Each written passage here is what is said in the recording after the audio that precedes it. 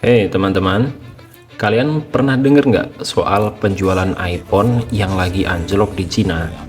Meskipun Apple sudah banting harga gila-gilaan, tetap aja nggak bisa ngebos penjualan mereka. Mari kita bahas keterangan lengkapnya di video kali ini.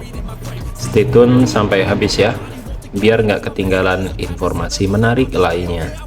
Oke, sebelum itu saya mau sambil sedikit minum kopi.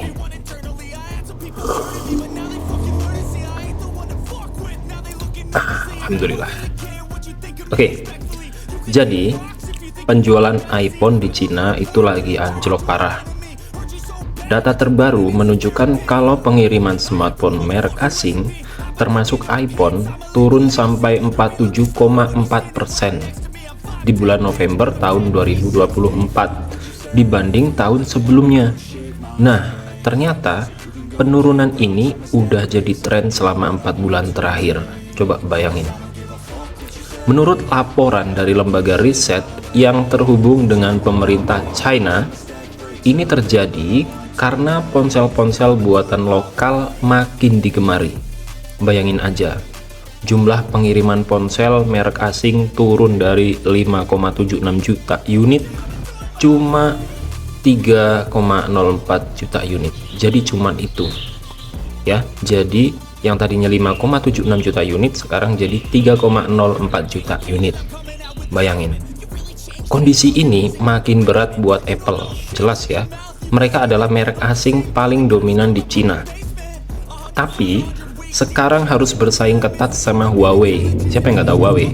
Ya, bersaing ketat sama Huawei yang makin menggila di segmen premium sejak akhir 2023. Nggak cuman itu, masalah ekonomi di Cina juga memperparah situasi.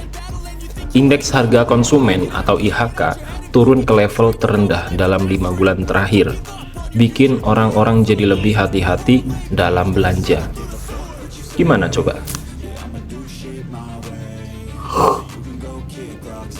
Jadi Apple sempat mencoba strategi baru untuk promosi besar-besaran awal Januari kemarin. Ya, di awal Januari 2025 kemarin, dari potongan harga itu sampai 500 yuan atau sekitar Rp 1 juta ya, 1 juta rupiah. Tapi sayangnya itu belum cukup buat mengangkat penjualan mereka secara signifikan. Apple sempat keluar dari 5 besar vendor ponsel di Cina pada kuartal kedua 2024. Walaupun berhasil balik lagi ke posisi tersebut di kuartal ketiga, tapi persaingan tetap sengit. Penjualan Huawei malah naik drastis 42% dibanding tahun lalu. Sementara merek asing lain ini terus turun. iPhone merek asing kan, dia turun. Secara keseluruhan, pengiriman ponsel di Cina, baik lokal maupun asing, juga ikut menurun menjadi 5,1% di bulan November, jadi 29,61 juta unit. Jadi kelihatan banget kan, kalau merek lokal makin berjaya di negeri mereka sendiri. Itu. Jadi ada beberapa pelajaran yang bisa diambil dari situasi ini. Apa pelajaran yang bisa diambil? Yang pertama, kenali pasar dan kompetitor lokal, ya kan? Apple menghadapi tantangan besar dari Huawei yang makin kuat di China. Ini menunjukkan pentingnya memahami kebutuhan dan preferensi pasar lokal, terutama jika ingin bersaing di negara dengan merek lokal yang kuat. Itu yang pertama, poin pertama ya. Kemudian poin kedua, harus ada inovasi. Ya, inovasi itu kunci.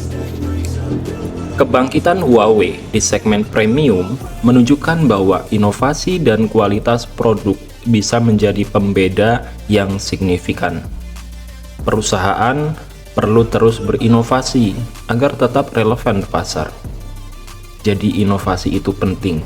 Apple selama ini inovasinya apa? Yang paling mencolok lah. Apa? Dari pesaingnya gak kelihatan kan? Nah, Gitu-gitu aja kan. Yang ketiga, jangan andalkan diskon semata. Strategi diskon besar-besaran mungkin menarik perhatian sesaat, benar, tapi nggak cukup untuk membangun loyalitas pelanggan atau meningkatkan pangsa pasar secara berkelanjutan. Fokus pada nilai tambah yang ditawarkan produk jual, lebih penting itu, jauh lebih penting. Kemudian yang keempat, kondisi ekonomi berpengaruh besar. Iya, kondisi ekonomi sangat berpengaruh besar.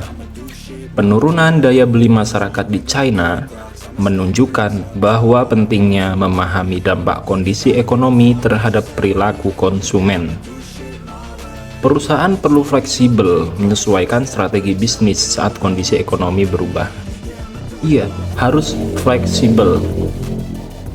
Perusahaan harus memikirkan itu. Kemudian, apa lagi?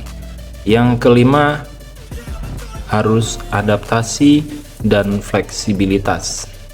Itu sangat penting ya. Harus bisa adaptasi dan fleksibilitas. Bisnis yang sukses adalah yang mampu beradaptasi dengan cepat terhadap perubahan tren pasar dan persaingan. Apple mungkin perlu memikirkan strategi baru di luar promosi harga untuk mempertahankan posisinya. So ya. Kemudian apa lagi? Ada dukung produk lokal. Dukung produk lokal. Fenomena ini juga menunjukkan pentingnya mendukung produk dalam negeri. Ketika merek lokal seperti Huawei berhasil, jadi merek Huawei berhasil memenangkan hati konsumen, ini bisa jadi inspirasi buat kita untuk lebih menghargai dan mendukung produk buatan sendiri. Ya. Kemudian apalagi? Kesimpulannya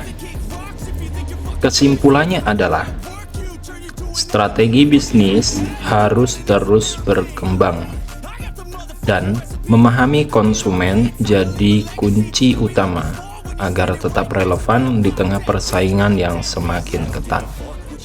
Tuh, strategi bisnis harus terus berkembang, ya, harus memahami konsumen. Jadi kunci utamanya tetap relevan di tengah persaingan yang semakin ketat.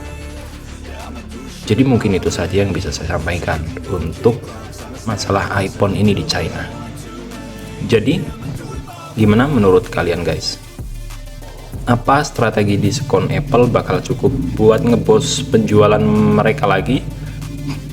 Atau mereka bakal terus kesulitan lawan merek lokal banyak Huawei, kayak Huawei gitu?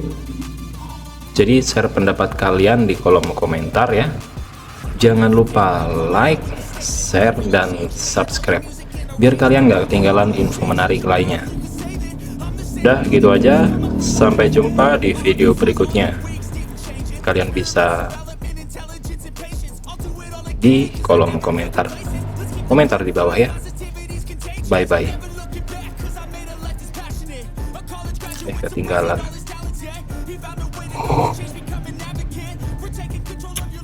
Alhamdulillah.